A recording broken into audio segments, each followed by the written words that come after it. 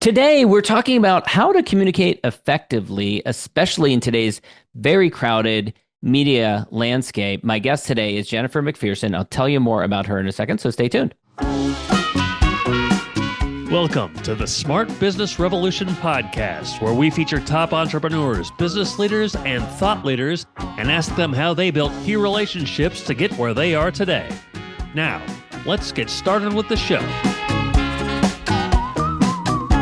All right, welcome everyone. John Corcoran here. Every week we have smart CEOs, founders, and entrepreneurs from a range of companies and organizations. We've had Netflix and Grubhub, Redfin, Gusto, Kinko's, YPO, EO, Activation Blizzard.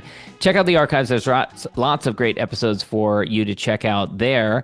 And before we get into this episode is, of course, brought to you by Rise 25, where we help businesses to give to and connect to their dream relationships and partnerships. How do we do that? We do that by helping you to run your podcast. We are the easy button for any company to launch and run a podcast. We do three things. Number one, strategy. Number two, accountability. And number three, full execution. So if you want to learn more about it, go to our website, rise25.com, and you can learn all about it. Or you can also email our team at support@rise25.com.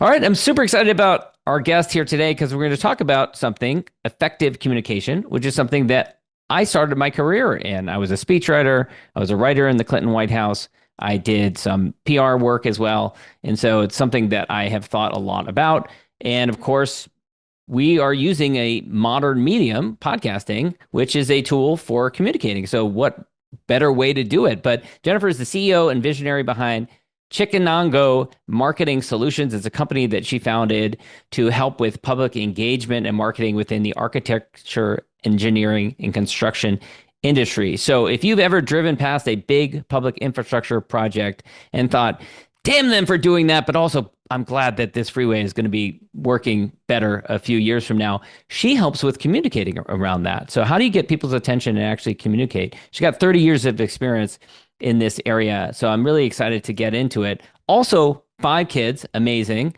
And fun fact, Jennifer once rode her bike 1,000 miles in 10 days. That's 100 miles for 10 days straight. And she did it to honor Flight of Northern Colorado, which is a great cause. And we'll talk about in a second. Jennifer, such an honor to have you here. So first of all, honor flights, how did you get interested in that? Like, why is that the passion that you chose into? And I come from my grandfather, John the First, actually was a B-17 pilot in World War II. And so I know a bit about this wonderful organization.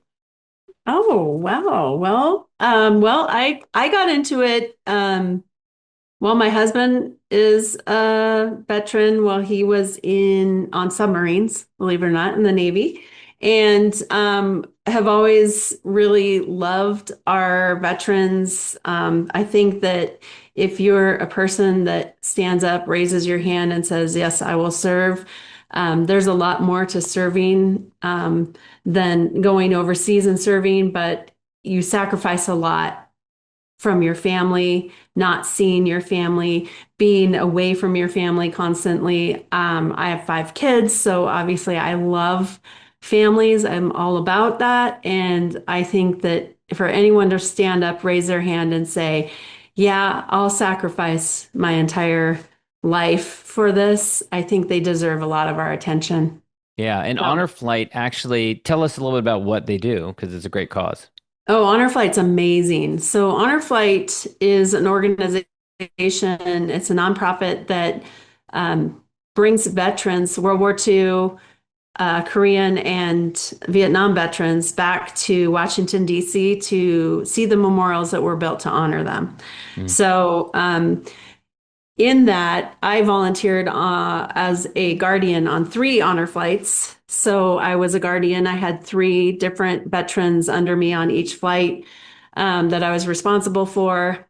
We did a big hoopla at the start of it. We go up there, get up early, give them breakfast, feed them breakfast, give them all kinds of just flashy, fun things. Get on a big giant bus and go down to I-25, where along all the overpasses and even along the freeway, there are hundreds of people standing out there waving flags. Wow. And just from the perspective of in the bus, sitting right next to a Vietnam veteran who, when he came home from service, people literally Right. spat on him. Right. And No, yeah, he no thank yous. Just like just people like, blamed them. Yeah.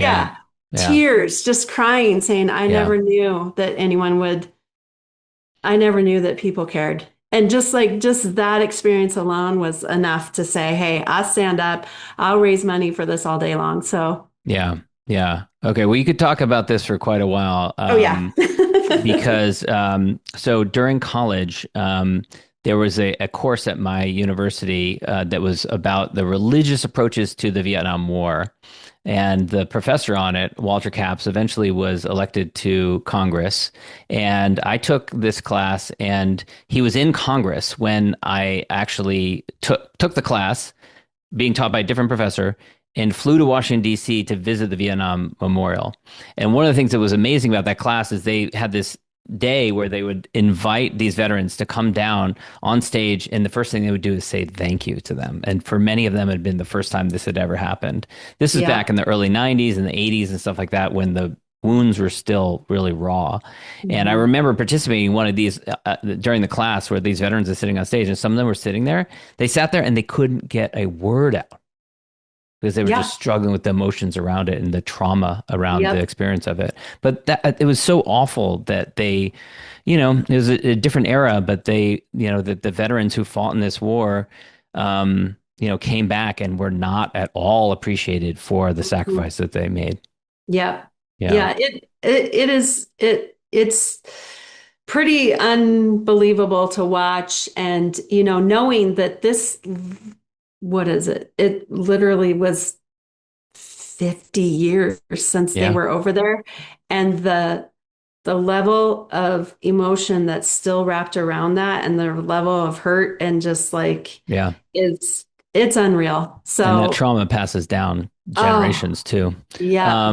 My son just went with his eighth grade class to Washington D.C. to see the monuments and everything. And I was trying to explain to him the Vietnam Veterans Memorial and how different it is and why Yeah. that was so controversial when it first came out. Because you have all these different monuments that you see all around you in the National Mall that are big and white and made from marble and projecting up into the sky, and then you have this subterranean, this slash into the earth, this Yeah. black stone with the names written into it. Yeah. And we were there with Representative Capps, who was in Congress at the time, who had started this class with a group of students coming to visit it, and with the organizer who had been responsible for putting together this memorial, talking about the impact of it. And it was just so moving. Yeah. It's Yeah. unbelievable. Unbelievable. Yeah, it's really amazing that you were involved in that cause. Yeah. So let me ask you about this. So you spent a number of years working with primarily engineering firms inside, helping them to to kind of bid on projects, I believe, and kind of in a marketing role with them. And what Mhm. inspired you to go out on your own? I want to hear your story behind it. Well, let's see. I spent 27 years basically selling engineers. So typically they are bidding on projects from for cities, counties, DOTs, major infrastructure projects. And so along those lines, you have to put together these very elaborate proposals. You have to break it down so it's got to be technical enough, but it can't be super technical because there's non-technical people reviewing these proposals and a lot of different competitors competing on these projects. So I did that for a long time. It's very intense. It's a lot of work. It's a lot of long hours. It's a lot of high stress deadlines. You're Because up there's a lot of against, money on the line, right? These are oh, like there's multi-$100 million projects they're yeah, bidding on. hundreds Yeah. of millions of Yeah. dollars in these Wow. projects. And so there's a lot of money on the line. You're, putting it all together and submitting it. And, you know, it's just a lot of high stress. There's a drop dead date. Everything's coming in. Everything's always changing. You're changing all these things. So it's very stressful. I think I lasted a lot longer than most people last in that Yeah. career. So what was the And vision behind starting the agency then, and how is your role different now? well, the vision was I wanted to do. something, I wanted to do something in the industry, but something a little different. And I did work on some public involvement components while I was working for engineers. And I decided to start an agency that provided marketing services for engineering companies, branding, all the services, doing collateral and things like that. But then also that did public involvement on transportation infrastructure projects. So I started that 7.5 years ago, and we took off like a rocket. And honestly, I think we did because when you're providing public involvement on transportation projects, you're selling a story of why this project, what is this project, how it impacts you to people who are not engineers. These are people that live in these communities. They drive through the communities. They walk through these communities. And so it affects them in their everyday life. And so being able to take these projects, engineering speak, and then bring that down to a level where they can understand and really have some feedback and provide you with effective feedback that you can take back to the engineers to, in their design, maybe make some changes if need be, was a natural transition. So I want to ask about that, those communication strategies around it and how it's changed. But first, Chickenango, how did you come up with that name? Tell me about that. well, it's Chickenango. You're super close. Chickenango, Chickenango. I came up with it because when I left the world of engineering, I didn't want it to be last names or initials because that is every engineering company that you see out there in the Yes. universe. Yes. And so I could not think of a name, and Chickenango popped in my head because I lived in upstate New York. My husband and I moved from Washington State, where he was landed in the Navy, but he was from upstate. We moved out to upstate New York to Cazenovia. One of my daughters, she was only 4, and right next to us was a town called Chittenango, and that's where we went and got ice cream and pizza. So it was kind of a fun place to go. She couldn't say the name. She called it Chickenango, Oh, and that's perfect. it popped in my head, and I was That's like, great. okay, Chickenango. And what was your family's reaction? You've got 5 kids, and what was your family's reaction like when you're like, after 27 years, like, I'm going to go start my own business? Oh, they didn't even think anything of it. No, no, they didn't. No, Okay. they didn't. I mean, now I think they're incredibly proud of me now. But at first, they were probably just like every other human being when I said I'm going to go start my own business was like, oh, that's so cute. I mean, that's kind of what you get. Oh, so Yeah, cute. Oh, she's going to yeah, have a little business. yeah. But I guess considering sometimes, I've interviewed people that have said like, oh, my family said it was crazy, or why are you doing this, or why would you leave this stable career after 27 years? I guess not having something like that at least yeah, was good. yeah, absolutely. I mean, my husband wholeheartedly supported me because I don't know, it, the stress level that's involved in putting together these multi-millions of dollars worth of proposals is intense. And So did you, I mean, because it's stressful to own your own business, but do you have an expectation that the stress level would go down by switching to your own agency?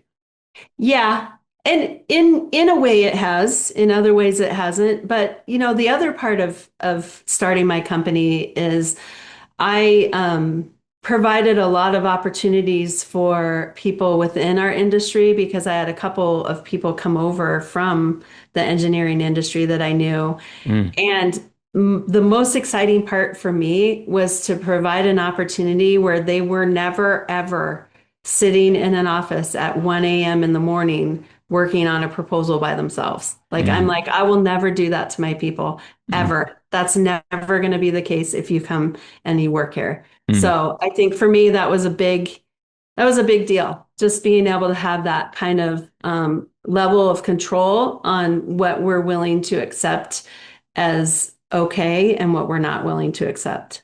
Let's talk about what you were saying earlier about communication strategies, because in these big public infrastructure projects that are happening, well, let's see, there's once the project is happening, but it sounded like you were also talking about getting the public involved, maybe on a scoping level or before the project is created. So, talk a little bit about some of the strategies that you employ to get busy citizenry to be interested and involved in some public infrastructure project that might take 10 years or more to complete and cause a lot of disruption in the meantime. Yeah, so basically there's more types in this, but if I had to put it into compartments, there's three types of projects. There's planning, there's design, and there's construction. So planning is when you're first thinking about doing something. You might have a multimodal plan that you want to implement in your city, where right now it might be difficult for some people who might only use bicycles, or people that might be walking, or people that have mobility issues, to be able to get from point A to point B. And so you want to look at this big overarching plan to say, okay, how can we improve the mobility in this city? And that's the planning component. And then you have design. Once you go into all the plans and you figure out, okay, we put on some public meetings, we did some pop-up events, we got some really good feedback from people on how they use this space and how they use this whole entire corridor. Now we're going to take this plan, we're going to write it, put it into a plan. And then a lot of that times out of that plan comes several different opportunities for designs. So design of improvement of sidewalks, improvement of bike trails or signals or roadways in the area. So that's where design comes in. And that is true engineering. You have engineers putting together plans that will then take those plans and go from that design into construction. And that, then, imagine, involves like public meetings and yes. online collection of comments and things like that. Is your company coming in and facilitating like workshops and public meetings? Yes. Yep. Absolutely. Especially in the planning phase, that's where you will get public meetings. Public meetings have evolved. We still do public meetings, but there's a lot more pop-up type events where you're going to events where people already are. So Mm. you get a Yeah, wider range I've of, seen that. Yeah, yeah, yeah, where there'll be like some fair or festival or something yep, like that, and like the local city engineering office will be there to gather feedback on something. yep, Sometimes they get quite creative about it. They might yep. have some some activities to try and engage you and get you involved in it. Oh yeah, Yeah, absolutely. And we will go to those events and we'll actually go out into the crowd and ask yeah. people questions and ask them how they're using the corridor. We recently did one at a local ice cream shop where we went to the ice cream shop and we hung out inside the ice cream shop so that we got a wider range of people that Mm. we normally we Wouldn't wouldn't show up have. to like a public, Mhm. comment meeting on an Yes, infrastructure project or exactly. something. Yeah, yeah, which is a limited range of people that show up to those sorts of It things. is. Yeah, It's pretty yeah. much the same people all over every time. Right, right, right. Yeah. I served as chair of my town's planning commission for a number of years, and Oh, these okay. meetings can get quite contentious when people get, involved in these things, if it affects their property rights, especially. How do you deal with, personalities like that are starting to get upset about changes? Yeah. Well, that happens all the time. And you've got to be able to listen. You've got to be able to actively listen to people. And I think that is the most important skill that you can have when you're in one of those situations, is just being able to hear what they're saying. If you cannot hear what they're saying, and you're always trying to respond to them or throw out a response, then they know that you're not hearing them and all they want to be is heard. And so I think just being able to, fine tune your ability to actually hear what people are saying and then just reiterate it back to them. You can't solve their problem. Like nobody can. Like the world doesn't always come down to, I'm able to solve this little problem over here. You've got a lot of moving parts. You got a lot of people, especially in these big infrastructure projects. But just being given the opportunity to be heard is really important for these people. Yeah. What was it like? You start the firm, and I think about 2 years after that, the pandemic hits. Um, you're a newer business owner. What was going through your mind as that happened? Well, I was concerned at first. I was like, oh my gosh, how is this going to affect me? Because everything was being shut down. But you know what wasn't shut down was all of the infrastructure projects. In Hmm. fact, they finished in record time during the pandemic because there were not as many people out on the Cars of road. the road. Yeah. Right. Yeah, I Yeah. mean, seriously. So our stuff just kept going. Hmm. I learned that, I don't know, I worried maybe 1 or 2 months, and then I could see, wait a minute, nothing's shutting down. In fact, the DOT here was like, let's go, let's go, let's Hmm. go, you Yeah. know? So, Yeah. There were a lot of projects, I think, that were fast tracked because of that. They realized, yeah, okay, once people are going to be, there aren't going to be as many people out and about. Let's work on some big projects. Yeah. yes, And then it became, of course, absolutely. like kind of an economic stimulus as well. Yes, Yeah. absolutely. Yeah. Hmm. Yeah. Um, what have been some of the challenges with the company, with having the agency going from being an employee to, having your, responsible for your own thing? Oh, which one? How much Pick a couple. like, Yeah. How much time do we have? Yeah. the probably the biggest challenge is going from knowing how to do one thing, like I know how to do the thing, but Yeah. and then running a business, which is a Yeah. whole nother Yep. thing. So that was the biggest challenge, is just kind of figuring out your lane and how, what you're doing inside of the business, because at some point you grow big enough that you really need to work on the business and you're not the one doing all the things. You Right. now have employees that are doing the things, and they have very specific roles, and just understanding when you need to not jump back in and be in that role and stay kind of in your lane Yeah. and let them stay in their lane. And Yeah. so that was a big challenge for a while for me. And I think I've overcome that pretty well. Yeah. And you have a cool project that's coming out. Is you're working on a proposal automation software or tool specifically for architects and engineers and construction? Talk about this. Yes. So over the last year and a half, I've really dug deep into AI. A lot of people are, you're either for it or you're like, oh, I'm not going to touch that. That's just a fad. And Yeah. like a big hoopla or whatever they want to call it. But um, I really took a deep dive into it, not just Chat GPT, but all kinds of different programs, and figuring out some of the things that I could do with these programs is unbelievable. And the amount of efficiency that we can create for our own company in using AI. And the fact that I've done proposals for 27 years, and I will tell you, the proposal process is just, I've worked in many companies, big, medium, small engineering companies, and it's always the same.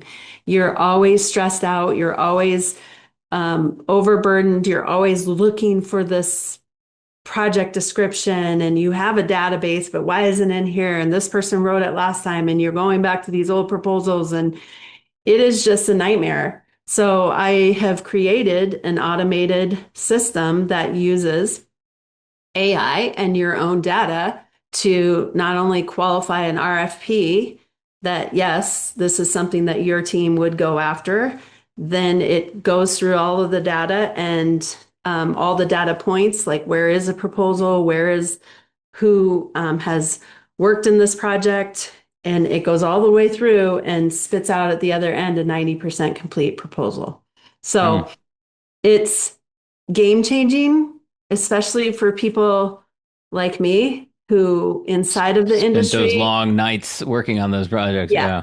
game Yeah. changer, game changer. So yeah, we're hoping to launch it here in the next 3 months How has it been to work or so. on? It might be a little bit longer. How has it been to work on that project? You got the agency which is kind of your bread and butter, and then you have this future project that you're working on. How have you balanced the workload, and how have you, figured out how to navigate developing a software? Well, I have engineers helping me.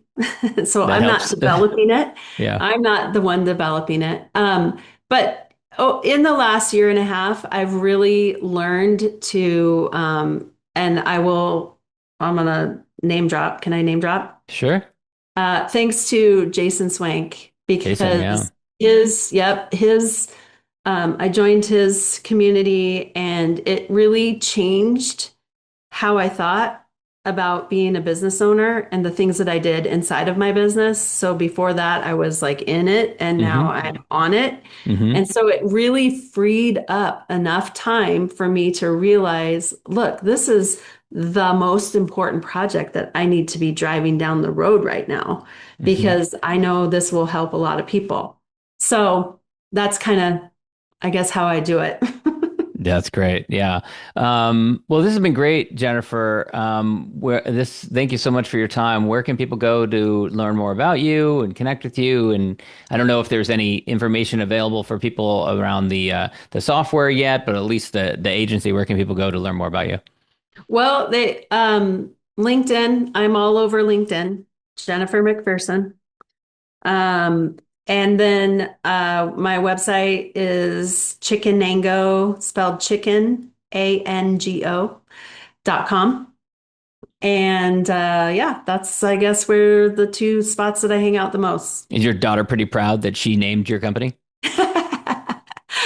I'm sure she is. That's great. Especially now that she's a mom. So she's got a 18-month-old. So Oh, great. she has a greater appreciation of those cute little languages. Oh, nice. All right, Jennifer, thanks so much. Thank you. Thanks for listening to the Smart Business Revolution podcast. We'll see you again next time, and be sure to click subscribe to get future episodes.